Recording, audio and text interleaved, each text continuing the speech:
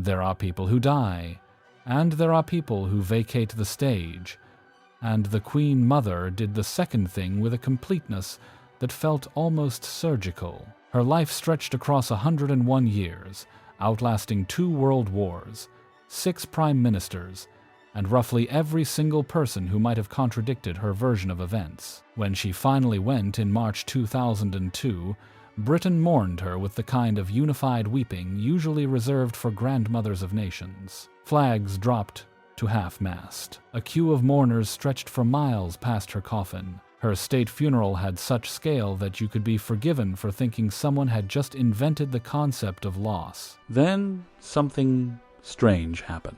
Obituary ink had barely dried before a quieter, more corrosive reassessment began creeping across dinner tables, newspaper columns, and eventually the whole internet, a reassessment that asked, with increasing confidence, whether the beloved nation's favorite granny had actually been an astonishingly expensive, borderline Edwardian snob who single-handedly dragged the monarchy about 40 years behind schedule. During her life, polls had ranked her the most popular royal, even through the worst of the 1990s scandals. After her death, the revisionist biographers began pointing at her when they wanted to explain why the House of Windsor was struggling to function in a world with mobile phones and opinion polls. Which version is it?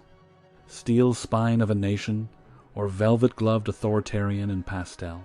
The Smiling Duchess, or the chief leper in the leper colony, a phrase, by the way, we'll come back to, because her own granddaughter-in-law coined it, and the story behind it is worth the price of admission on its own. A story about universal hatred this is not. Throughout her lifetime, she emphatically was not hated. The claim that she was universally loathed is a flattening of history so extreme it would make a bulldozer blush. Far stranger and more uncomfortable is the real tale, a woman whose adoration was so complete during her lifetime that nobody dared examine her closely until she was safely in the ground. Only then did biographers, Republicans, and historians start pulling on the threads of the myth to see what was underneath the pastel coats, the racehorses, and the gin. What they found was complicated, genuinely beloved and genuinely problematic, often in the same breath, sometimes in the same afternoon, almost always with a glass of something strong in her hand, that is the figure who emerged. Let's get into it. To understand the Queen Mother, you have to start with the day her life got hijacked, December 10th, 1936, and the hijacker was her own brother-in-law. Edward VIII, Uncle David to the family, a perpetual crisis wearing a king's uniform, decided that he would rather marry a twice-divorced American socialite named Wallis Simpson than continue being the monarch of the British Empire. You know the story. The woman he loved, the throne he gave up, the romantic abdication speech delivered to a stunned Commonwealth, blah, blah, blah. Every British school teaches it as a love story, and for roughly half the population it still is. For the Queen Mother, it was a catastrophe with a body count. Her husband's was the body, eventually. Prince Albert, nobody called him. Bertie outside the family was a nervous, shy, chronically stuttering second son who had spent his entire life being told that he would never have to be king. Bone structure for the throne he had. Nerves for it he did not. Heavy lifting was supposed to be his older brother's job. Bertie was supposed to cut ribbons at shipyards and shoot pheasants and look handsome in a naval uniform, and that was the deal. That was the whole deal. Then his older brother chose an American, and Bertie found himself thrust, weeping, into a job he did not want and was not built for. He became George VI.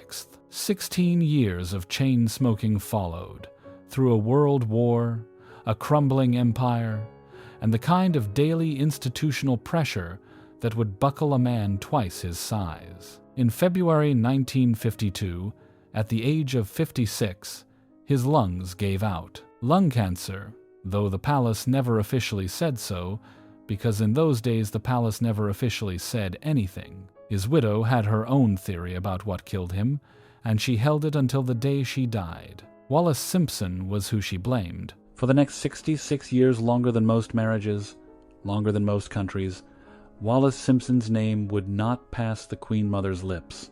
That woman was what she called her. Rooms containing Wallis would not contain the Queen Mother. Letters from Edward received replies only through intermediaries. When Edward died in 1972, the Queen Mother attended the funeral, sat beside the widow in silence, and went home having not addressed her directly. Hostility of that scale was also effective. Behind the scenes, the Queen Mother was the primary architect of one of the most elegant acts of social execution in royal history, the denial of the HRH title to Wallis. Edward kept his Royal Highness the Duke of Windsor, but his wife was never granted the corresponding honor. Royal circles take this seriously. It determined who curtsied to whom, who entered rooms first, who was introduced by what style, and it was a small piece of protocol with the force of a guillotine. The Queen Mother swung it personally. Extreme quotes attributed to her that Wallis was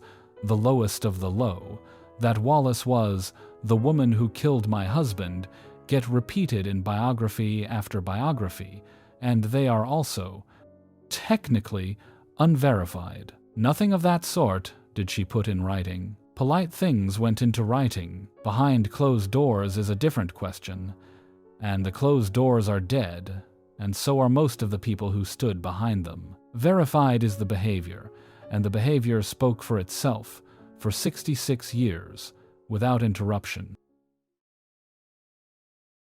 Then came the war, and the war made her a legend. That needs saying plainly, because it is true, and because everything that came afterward depends on it. In the autumn of 1940, as the Luftwaffe began bombing London, the British royal family had options. Most of them involved leaving. Canada, in particular, was raised as a serious suggestion get the children, Princess Elizabeth and Princess Margaret, across the Atlantic to safety, where the future of the dynasty could be preserved for whatever world came out the other side. The Queen Mother, still Queen Elizabeth then, consort to George VI, killed the suggestion in a single sentence. "The children won't go without me.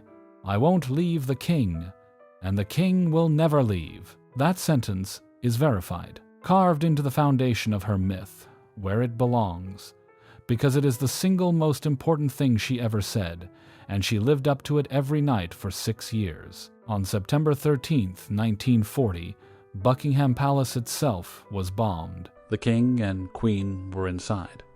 They were not killed. Emerging from the rubble, dust on her coat, the shock still visible on her face, she said, and this one is also verified, carved into granite, reprinted 1,000,000 times, "I am glad we have been bombed." It makes me feel I can look the East End in the face. The East End of London had been getting absolutely hammered.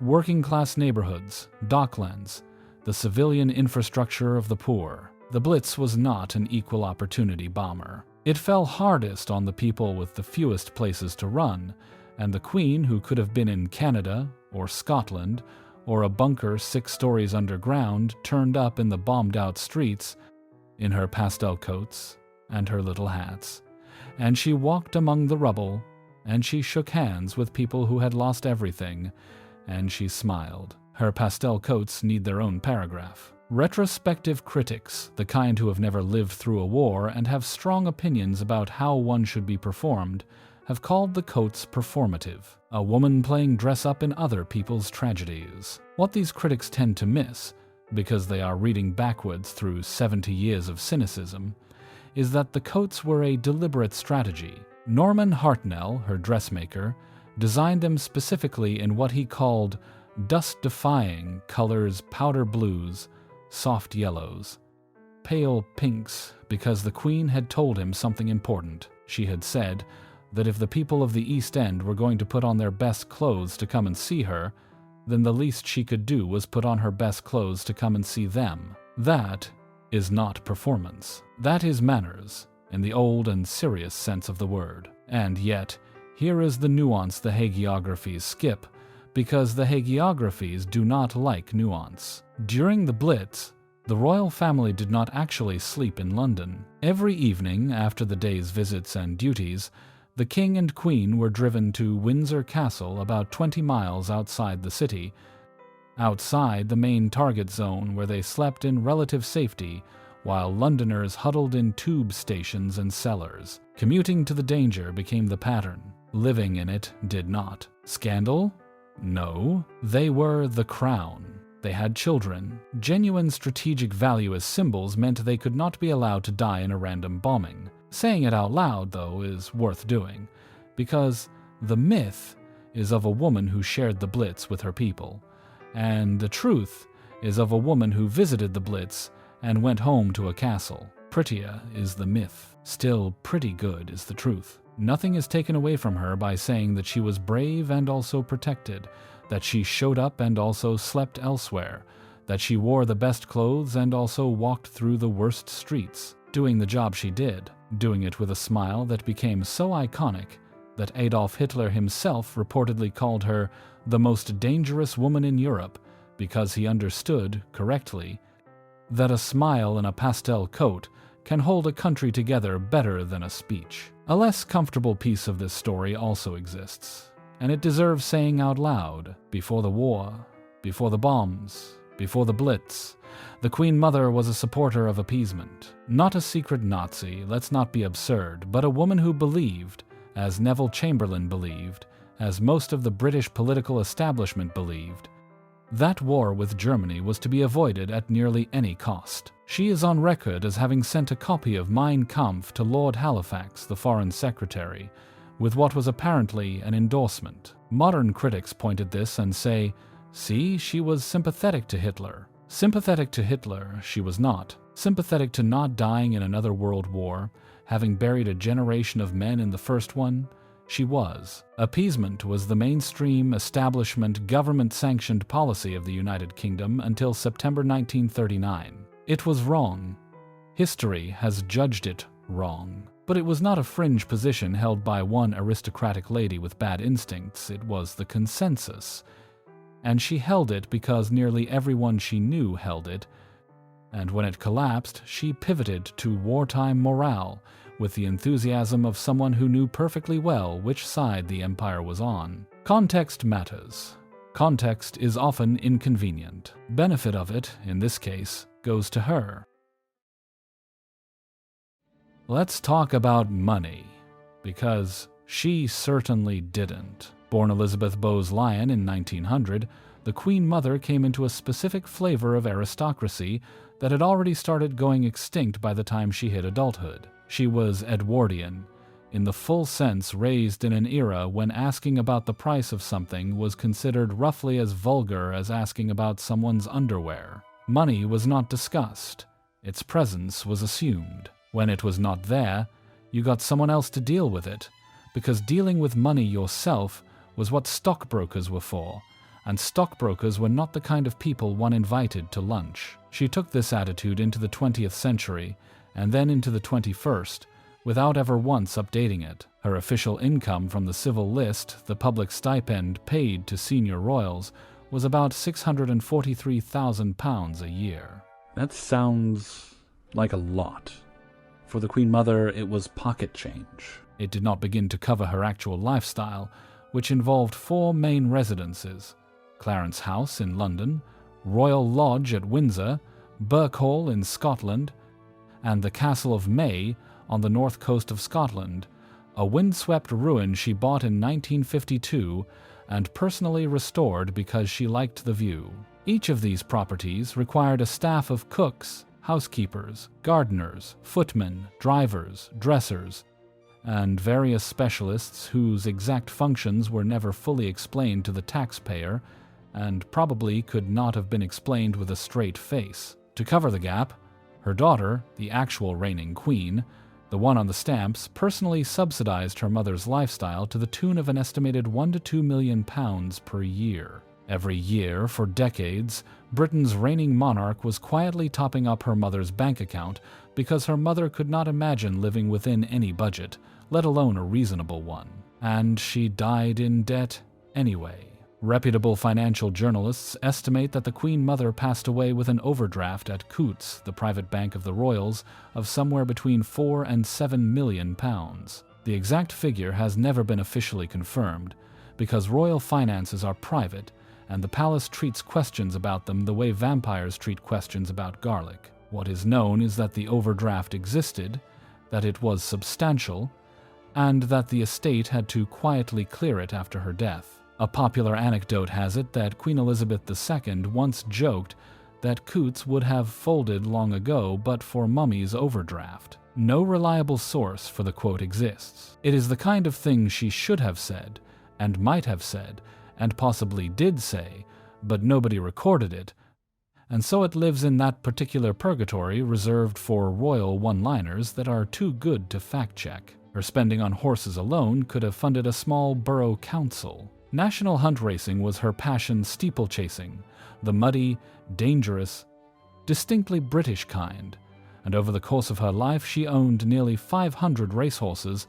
and racked up nearly 500 wins. She loved them. Stables she visited in Wellington boots. Races she listened to on a special radio that staff carried around after her in case one of her horses was running. When her horse, Devon Loch, famously collapsed in the final strides of the 1956 Grand National, just a few lengths from winning, she reportedly took it better than anyone present, turned to her racing manager and said, "Oh, that's racing, I suppose." A persistent tabloid myth claims she disinherited her family to leave her fortune to her racehorses. Nonsense. Her estate, valued at somewhere between 50 and 70 million pounds, mostly in art, jewels, and property, went entirely to her daughter, specifically to avoid inheritance tax. A special arrangement with the Treasury from 1993 allowed royal-to-royal inheritance to pass tax-free, on the logic that the crown's assets shouldn't be eroded by death duties every generation.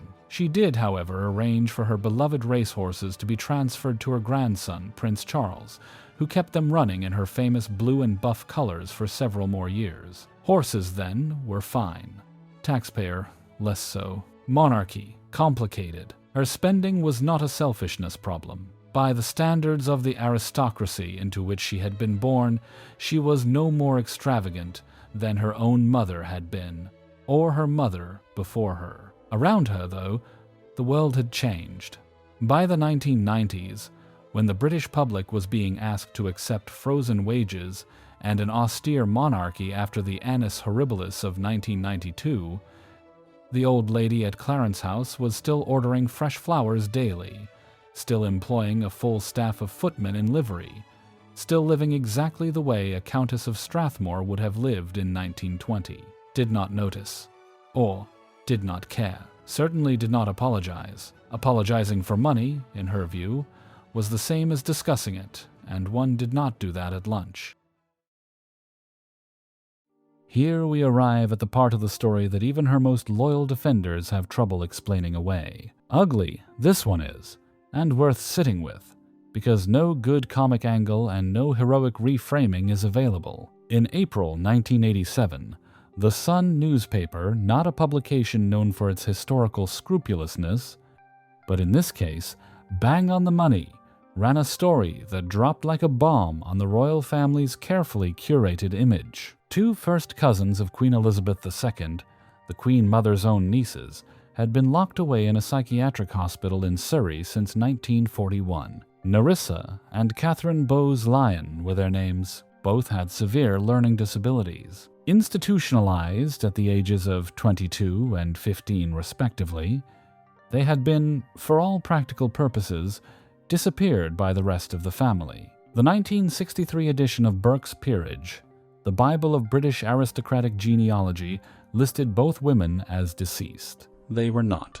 Nerissa died in 1986, still in the hospital, and was buried at first in a grave marked with nothing more than a plastic name tag and a serial number. Catherine lived until 2014, still in care, still largely forgotten by the family into which she had been born. The story forks here, and the two forks lead to very different verdicts on the Queen Mother. The establishment version, pushed by the authorized biographer William Shawcross and others with access to the royal archives, goes like this. Fenella Bowes-Lyon, the girl's mother, was an eccentric and chaotic woman who handled the family paperwork badly. When Burke's peerage sent its genealogical update forms in the early 1960s, she filled them out carelessly, ticked the wrong boxes, listed her living daughters as dead because it was easier than explaining their situation. In this telling, the Queen Mother did not even know her nieces were still alive until 1982, when the matter came to her attention through other channels. Horrified once she found out, she began making private donations to the hospital through the royal charity MenCap. A woman failed by a distant branch of her family. In this version, not a woman who had participated in a cover-up. The revisionist version goes like this. Institutionalization happened in 1941, 5 years after the abdication, at a moment when the monarchy was still deeply anxious about any suggestion of hereditary weakness in its bloodline. George VI was reigning, Edward VIII's brother. Rebuilding credibility was the family project. The last thing the House of Windsor needed was a press story about cousins of the Queen with severe mental disabilities, a story that, in the racial science of the 1940s, would have been read by some as a genetic taint on the royal line. So the cousins were quietly moved, quietly buried in paperwork, quietly erased. Everyone knew, in this telling, including the Queen Mother. They just didn't talk about it, because one did not talk about such things. Which version is correct? Probably some version of the second one, with shades of the first. 46 years of nobody senior in the Boseline family being aware that 2 of its daughters were alive in a Surrey hospital strains credulity past its breaking point. People knew. How actively they participated in the not knowing is the question, and whether that not knowing was malicious or merely habitual, the kind of not knowing that aristocratic families cultivated about anything embarrassing, the way other families cultivate houseplants. Matriarch, the Queen Mother was. Keeper of the family memory and its public face, she was. Acknowledging the existence of her nieces in any meaningful way until after a tabloid forced the issue, she did not do. Worst crime in the world, this is not. Bombing the East End of London, it is not. Choice, however, it was. And the choice was to protect the institution at the expense of 2 women who could not protect themselves. Admiring her is an option. Criticizing her is an option. Neither requires sacrificing the other. The cousins existed. They suffered. They died mostly forgotten, and the Queen Mother's long silence on the subject is, perhaps, the single most damaging piece of evidence the revisionists have, because no pastel coat goes on this one. Benjamin Disraeli coined the phrase, "never complain, never explain" in the 19th century, but the Queen Mother weaponized it into the founding principle of late-stage Windsor PR strategy. The idea is simple. Do not respond to criticism. Do not engage with gossip. Do not give the press the oxygen of an answer. Wait it out. Public memory is short. Institutions are forever. This had worked very well for a very long time. And then, in 1981, a 19-year-old girl in a meringue wedding dress walked up the aisle of St. Paul's Cathedral and broke it. Diana, Princess of Wales, was not an institutional creature. She complained, she explained. Late-night television interviews reduced her to tears. A midnight drive with Martin Bashir became the occasion for telling the nation that there had been 3 people in her marriage. She used the press the way her in-laws used footmen, as an extension of herself, a tool of her own will. And the Queen Mother, who had spent 80 years believing that a royal's greatest weapon was a sealed mouth, watched this performance with the horror of a woman discovering that someone had invited a raccoon into the drawing room. Antipathy was mutual, and it was recorded. Diana, in one of the famously candid tapes she made with her voice coach Peter Settlin, later sold to American television after her death, referred to the Queen Mother as the chief leper in the leper colony. Leper colony, in Diana's framing, meant the royal family as a whole, a diseased, isolated, emotionally stunted group that infected everyone who came near it. Chief leper, the matriarch, the worst of them, was the old lady in Clarence House, who had absolutely refused to treat Diana as anything other than a problem to be managed. The Queen Mother's counter-campaign was subtler, but no less effective. During the worst of the War of the Waleses in the early 1990s, the years of leaked phone calls, tell-all books, tabloid sieges, Princes William and Harry came to visit their great-grandmother, and the Queen Mother had televisions and radios physically removed from the rooms where the boys would be staying. Footmen were ordered to take them out, gone. Under her roof, the boys would not be exposed to the news cycle tearing their parents to pieces. Critics have read this as malicious. In their argument, the Queen Mother was attempting to erase Diana from her grandsons' minds, to control the narrative they were receiving, to rewrite their mother in real time. Possible? That reading? Also possible, and honestly more probable, is that an elderly woman who genuinely loved those two little boys was trying to protect them from seeing their own parents shredded on the 6 o'clock news. Both things can be true. They are not mutually exclusive. She could love her great-grandsons and resent her granddaughter-in-law at the same time, and most grandmothers manage this without needing a biographer to explain it. When Diana died in Paris in August 1997, the royal family's response was catastrophic. For 6 long days, they stayed silent at Balmoral in Scotland, no flag at half-mast over Buckingham Palace, no public appearance, no statement of grief. Meanwhile, the British public, which had spent the week laying oceans of flowers outside Kensington Palace and weeping on camera, grew increasingly furious. Tabloids turned on the monarchy with a venom that would have been unthinkable a decade earlier. The Sun, of all papers, ran the headline,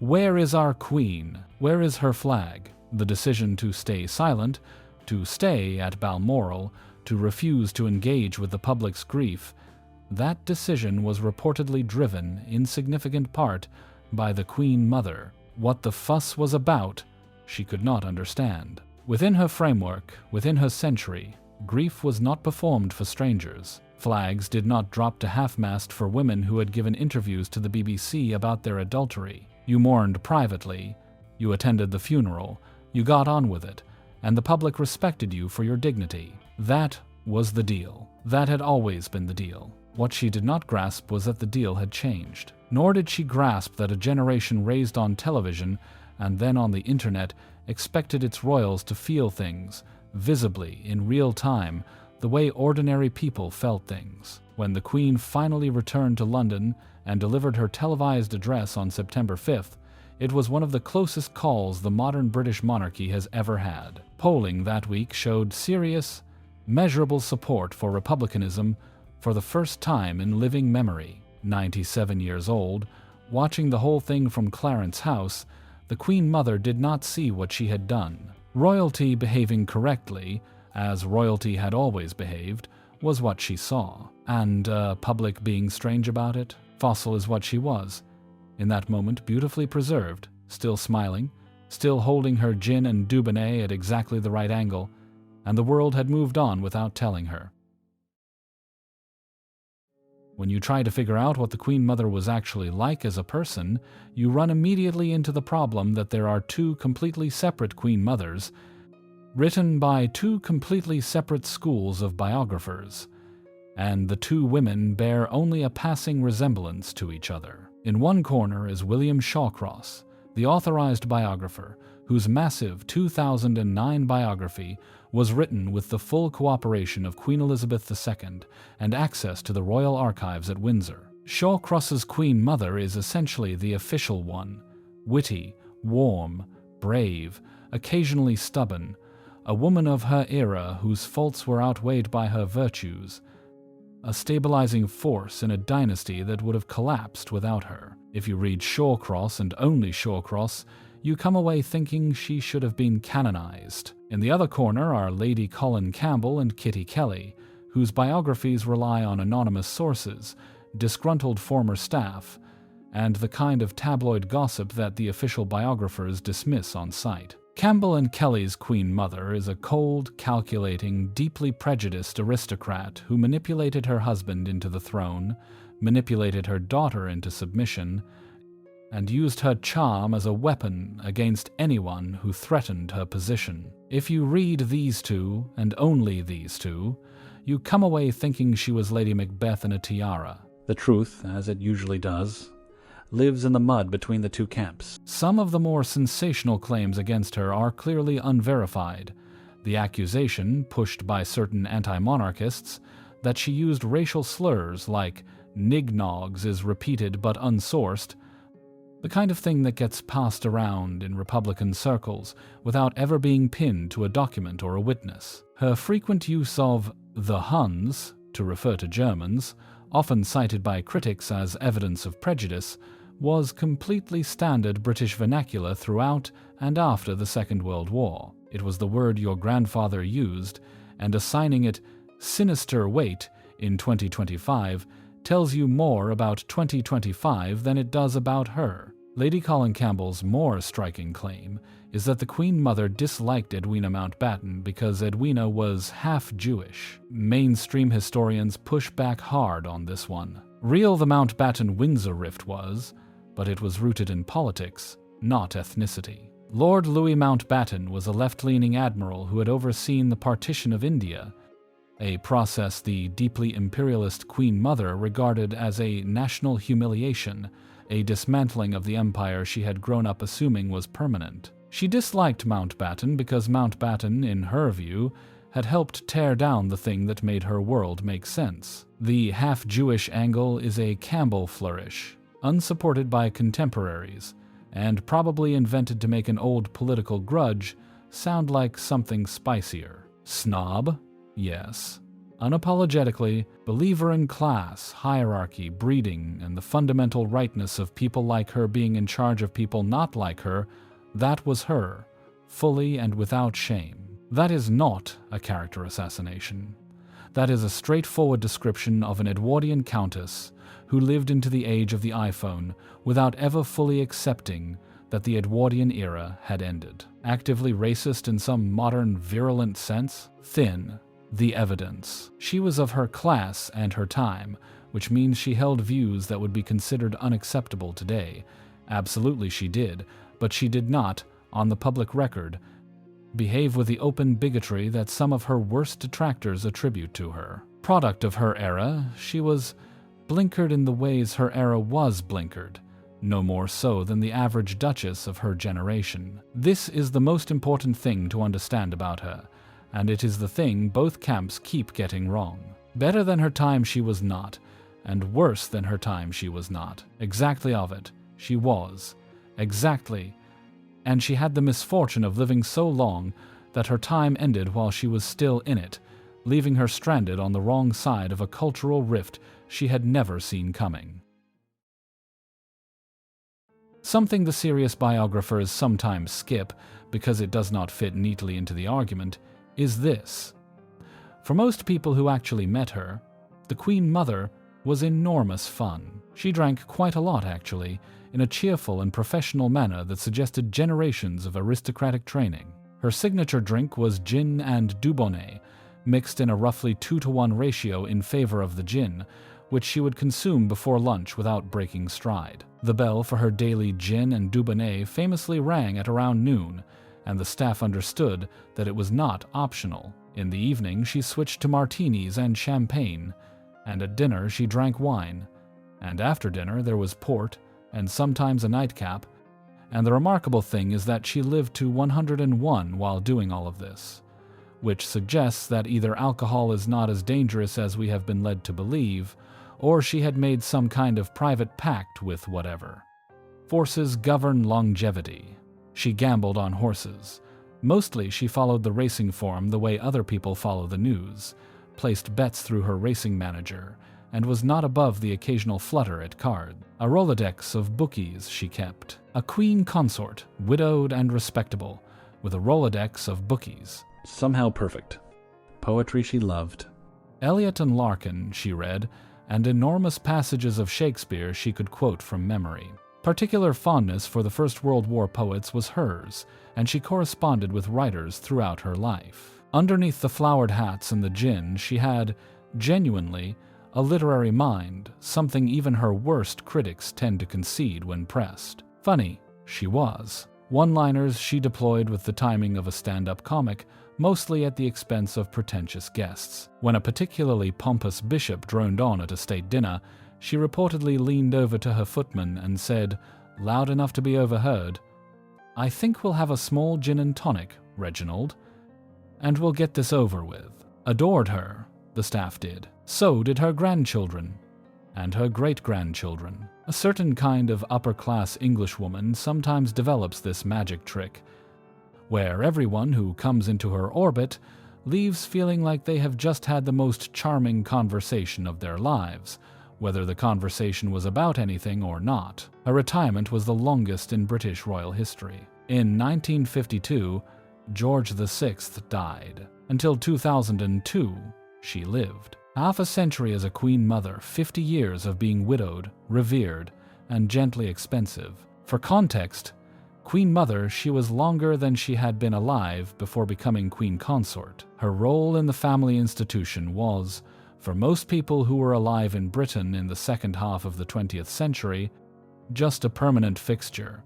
A smiling old woman in pastel colors at the back of every royal photograph, waving, drinking, lasting. Outlasting is its own form of power. By the 1990s, every major critic she ever had was dead, along with every rival, every inconvenient witness. The men and women who might have contradicted the official story of her life were mostly in the ground, and she was still at Clarence House, still drinking her gin, still saying exactly nothing about Wallis Simpson. Winning she had done, in the specific way that women of her generation and class won not by arguing, but by not dying, and by still being there when everyone who had argued with her was gone.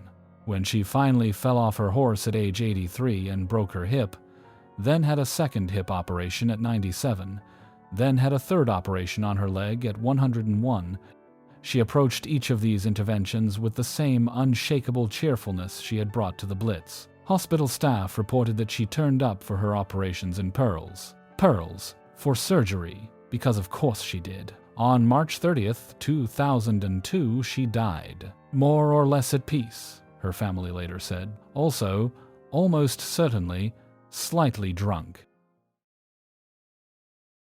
So here we are, at the end.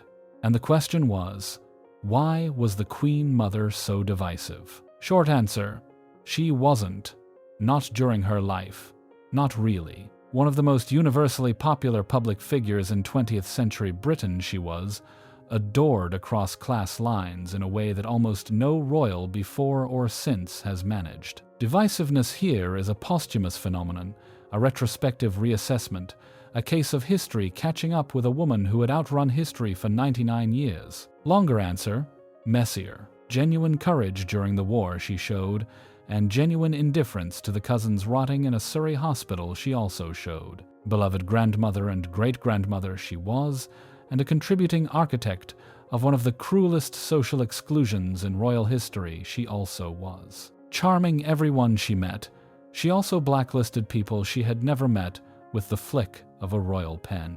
Funny, warm, loyal, generous, snobbish, imperialist, extravagant beyond any reasonable defense, and the last great Edwardian still walking around in the age of email, she was all of it. At once, without apology, and without much interest in whether the apparent contradictions bothered anyone else. Critics who dismiss her as a hateful figure are wrong about her life. Admirers who dismiss the criticisms as Republican propaganda are wrong about her flaws. Both camps are trying to flatten a three-dimensional person into a two-dimensional argument, and she was too complicated for that. And she knew it, and she did not care, because she did not talk about herself, and she did not have to. The real reason she has become divisive, 50 years after most of her contemporaries died and 20 years after she did, is that she is the fault line between two versions of the British monarchy. Old version, dependent on mystery, silence, distance, and the unquestioned authority of breeding. New version, dependent on visibility, accessibility, public relations, and the desperate, ongoing attempt to seem relatable. Last true believer in the old version was her. She is why the royals were late to adapt, late to modernize, late to understand that silence in the age of television is not dignity, but arrogance. She is why the response to Diana's death was so catastrophically wrong. Her grandson Charles is why Charles, who spent 40 years waiting to become a king in a model of kingship that had already been quietly obsolete for half of them. She was also, without any question, the reason the House of Windsor survived at all. Without her, the 1936 abdication might have been the end. George VI would have cracked. Without her, the Blitz would have had a very different emotional texture. And, without her, Elizabeth II would have been a very different queen, or possibly no queen at all. Everything the monarchy owes her, and the monarchy, quietly, is still paying the bill. Saint she was not. Monster she was not. An Edwardian countess who somehow became the grandmother of a nation, and the nation loved her, and then the nation looked back at her and started asking uncomfortable questions, and the questions are fair, and the love was also fair, both coexist, the way she coexisted with her own contradictions for a century and a day. Rubble she walked through in a pastel coat. For 66 years, she refused to say the name of a woman she hated. Her lifestyle was subsidized off her daughter's accounts, and she died owing Coutts several million pounds. At noon, she drank gin. 2 cousins she lost to a Surrey hospital and a fog of institutional forgetting, and publicly she never said their names. She smiled and waved. Everyone who could have contradicted her, she outlasted. Last of something she was, and she knew it, and she died looking impeccable. Whatever else she was, and she was many things at once, most of them flattering, some of them not boring, she was not,